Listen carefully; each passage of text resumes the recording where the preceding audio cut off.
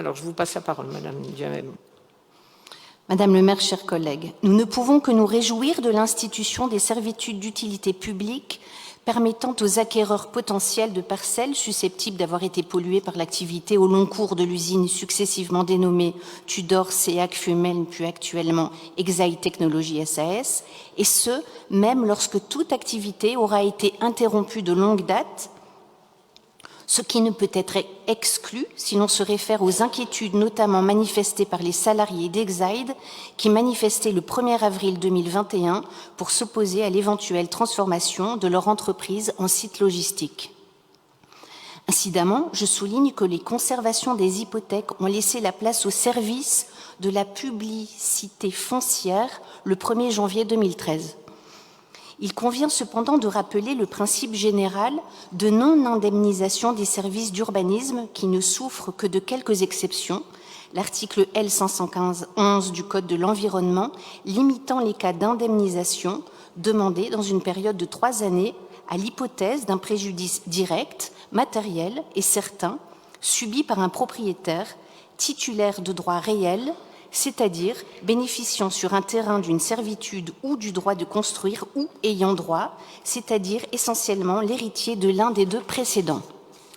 Parmi les conséquences éventuelles de l'instauration de telles servitudes, l'article L519-8 du Code de l'environnement envisage l'inconstructibilité ou l'impossibilité d'aménager le terrain concerné.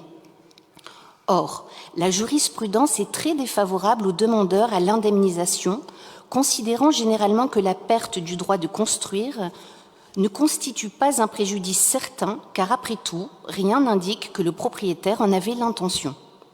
On imagine pourtant aisément la perte financière subie par un propriétaire qui ne peut ni construire ni cultiver, et la lecture du projet d'arrêté préfectoral laisse augurer de la difficulté technique et financière pour un propriétaire individuel d'échapper aux limitations imposées à son droit de propriété en songeant à dépolluer lui-même son terrain à ses propres frais.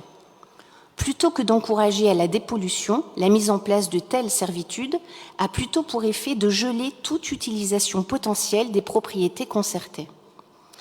Il convient donc que l'enquête publique qui sera réalisée soit réellement publique, c'est-à-dire que les propriétaires concernés en soient informés, accompagnés dans leur éventuelle démarche d'observation ou de contestation, mais aussi pleinement avisés des recours en indemnisation qui leur seront ouverts, de leur délai et plus que tout du point de départ des dits délais. Notre commune ne doit pas se limiter à informer de l'enquête, elle doit aussi et plus encore s'intéresser à ses conséquences.